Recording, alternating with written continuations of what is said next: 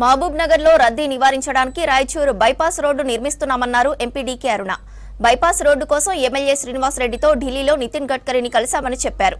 ఆయన సానుకూలంగా స్పందించారని చెప్పారు. త్వరలో రాయచూరు బైపాస్ రోడ్డు పనులు ప్రారంభం అయ్యేలా చూస్తానన్నారు డీకే అరుణ.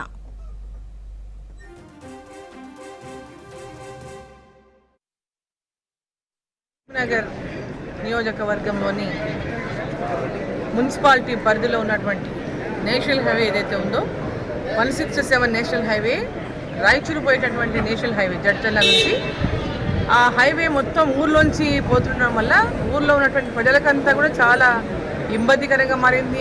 పెద్ద ఎత్తున రద్దీగా అంటే హైవేలో పోయేటటువంటి వెహికల్స్ అన్నీ కూడా టౌన్లోకి వెళ్ళిపోతున్నాయి. దానివల్ల చాలా ఇబ్బందులు ఎదుర్కొంటున్నారు మహబూబ్నగర్ టౌన్ ప్రజలు.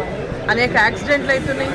మరి దీన్ని ఈ యొక్క హైవే యొక్క ఈ బైపాస్ ఒకటి కావాలని చెప్పి స్థానిక శాసనసభ్యులు ఎన్ఎం శ్రీనివాస్ రెడ్డి గారు మరి నేను ఇద్దరం కూడా పోయి గడికారి గారిని కలిసి వారికి వినతి పత్రాన్ని ఇవ్వడం జరిగింది. వారు వెంబడే దానికి ఆమోదం తెలిపినా తప్పకుండా చేయిస్తున్నటువంటి మాట ఇచ్చారు.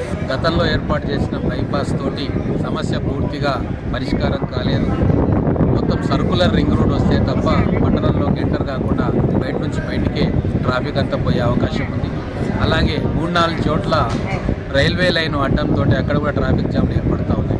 ఈ బైపాస్ వస్తే అప్పనపల్లి నుంచి చిన్నదారుపల్లి దాకా బోయపల్లి బయట నుంచి వస్తే తిమ్మసానిపల్లి బోయపల్లి బయట నుంచి వస్తే ఈ రైల్వే ట్రాక్ కూడా మనము క్రాస్ కావాల్సిన అవసరం ఉండదు.